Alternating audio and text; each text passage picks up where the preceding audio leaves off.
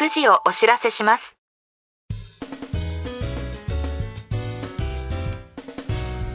This program is Whiskey Radio, Drama FM. 時刻は午後9時を回りました。金曜日の夜のウイスキーラジオ、ドラマ FM のお時間です。お相手はナビゲーターのシーカーでお送りします。この番組ではウイスキーニュースをはじめ、バーで見かけたら一度召し上がっていただきたいウイスキーをご紹介していきます。ぜひお酒を飲みながらどうぞ最後までお付き合いください。日本のウイスキー業界を代表する団体、日本洋酒酒造組合が国産ウイスキー、いわゆるジャパニーズウイスキーについて2026年にも地理的表示 GI の申請を行う方針を明らかにしました。 GI というのはその酒がどこでどのように作られたものなのかを法的に守るための仕組みです。背景には海外市場で今なお見られる日本産を名乗る怪しい商品の存在があります。組合の塚原理事長はこうした状況が海外の消費者に誤解を与えていると指摘し、本来の価値を正しく伝えるためにも早期の GI 申請が必要だと述べています。長い時間をかけ、素材と向き合い、静かに熟成を待つ。それがジャパニーズウイスキーの本質です。その名前にきちんとした意味と裏付けを持たせること。今回の動きは日本のウイスキーが次の段階へ進むための一つの節目と言えるかもしれません。それでは海外ニュースをお届けしたいと思います。アイルランド・ミース州のボアン蒸留所から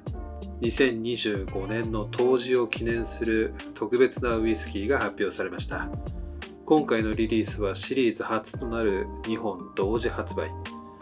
年に一度の恒例企画ウィンターソルティスシリーズの第6章にあたります。テーマとなったのは太古のペイガン神話に登場する2人の王、オークキングとホリーキング。この2人は夏至と冬至ごとに戦い、光と闇、成長と静寂、そして1年の支配権をめぐって永遠に争う存在です。オークキングは冬至から夏至までの明るい季節を司り、ホリーキングは夏至から冬至までの暗い季節を支配します。自然の循環そのものを象徴する物語が今回の2本のウイスキーに重ねられています。今回の2本はいずれもシングルポットスチルアイリッシュウイスキー、カスクストレングス、ナチュラルカラー、ノンチルフィルターという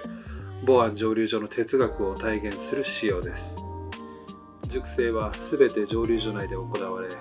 スペイン・モンティリア産のシェリーダルを使用。それぞれの王の個性に合わせた樽が選ばれました。オークキング・アモンティリアドはアモンティリアドのホグズヘッドで4年熟成。温かみとしっかりとした骨格が特徴で、マッシュビルはモルト 40%、アンモルト 55%、オーツ 3%、ライ 2%。一方、ホリーキングオロロソはオロロソのホグズヘッドで5年熟成。より深くダークで重層的な味わいを目指し、モルト 55%、アンモルト 40%、オーツ 5% という配合です。さらに注目すべきはバックラベルに刻まれた拝む文字。リ・ダラフ、リ・クイリンとアイルランド語で記され、神話的背景をより色濃くしています。価格は各120ユーロ、日本セットでは210ユーロ。ボアン蒸留所の公式サイト限定販売です。また今回シリーズ初の試みとしてアモンティリアドの酒精強化ワインを樽から直接テイスティングできる機会も設けられました。ウイスキーと樽の関係性を体感できる非常に貴重な体験です。さらにこのリリースはアイリッシュウイスキーの地理的表示、いわゆる GI 改定に向けた動きとも重なります。将来的にシングルポットスチルのマッシュビルにより多様性が認められる可能性があり、今回の作品はその未来をも象徴する存在と言えるでしょう。神話、季節、そしてウイスキー作り、すべてが静かに交差する当時にふさわしい日本の物語です。動画の概要欄に公式サイトのリンクを貼っておきますので、気になる方はぜひチェックしてみてください。ドラム FM では皆さんからのお便りを募集しています。いただいた内容は番組内でご紹介させていただきますので、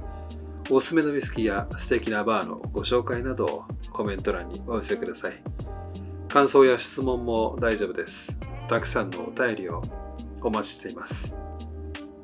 それでは今日のゲストなんですけども、この番組ではゲストと称しまして、私が購入したウイスキーを皆さんにご紹介したいと思います。本日はグレンアラヒー蒸留所からミークルトールザ・ターボ5年2025エディションです。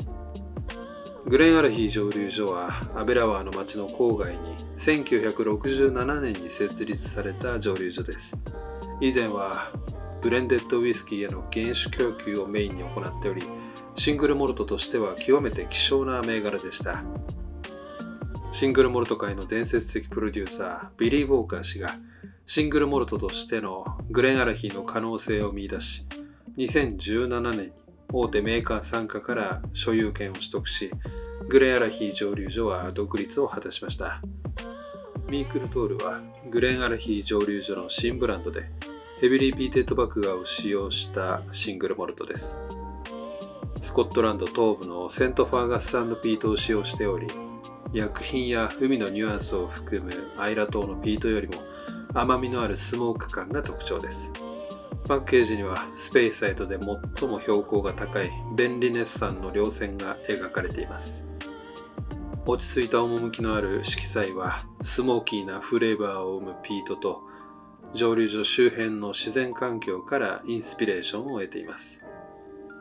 古いスコットランド語とゲール語を組み合わせた大いなる追求を意味するその名には、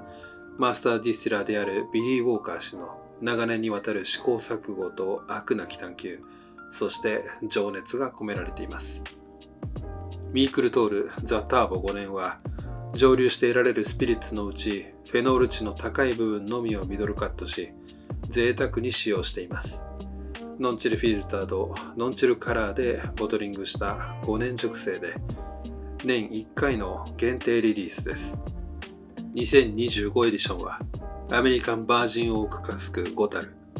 オロロソシェリーホグズヘッド4タルのバッティングで、スピリッツのフェノール値は 72ppm です。どんな味がするんでしょうか。ではストレートでいただいてみたいと思います。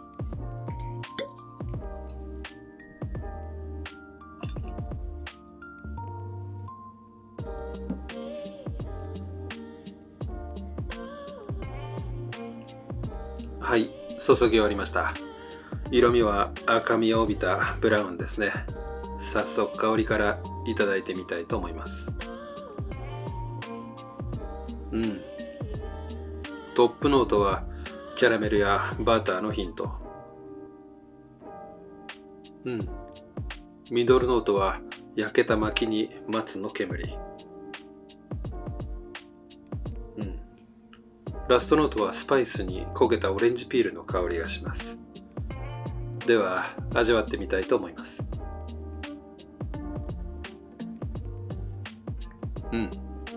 口当たりはソフトでボディはミディアム。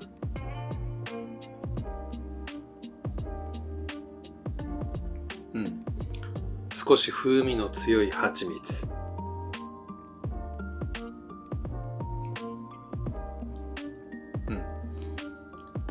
いったヘーゼルナッツ。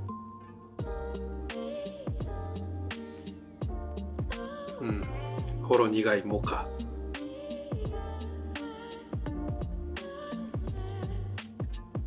フィニッシュは発酵した糖蜜のコク。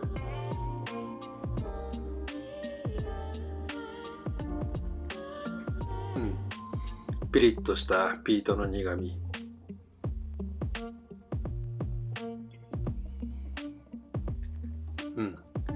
落ち着いたウッドスモーク。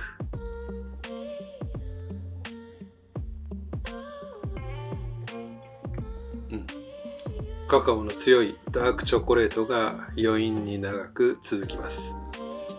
72ppm とかなりのヘビーリピーテッドですが、予想に反してピートがきついということはありません。全体的に味わいの下支えをしていて、蜂蜜やナッティな油分、原酒の持つ甘さと相互にバランスをとっています。最高の仕上がりを厳選しているだけに、年に一度しかリリースできないのもうなずけますね。これはストレートかロックがおすすめです。もしバーで見かけることがありましたら、ぜひ召し上がってみてはいかがでしょうか。そろそろお時間となりました。次回のゲストはコーバル蒸留所からバーボンスペシャルフォアジャパンをご紹介したいと思います。このラジオが気に入っていただけましたら、コメント、高評価、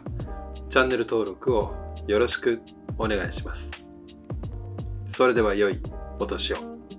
お相手はシーカーでした。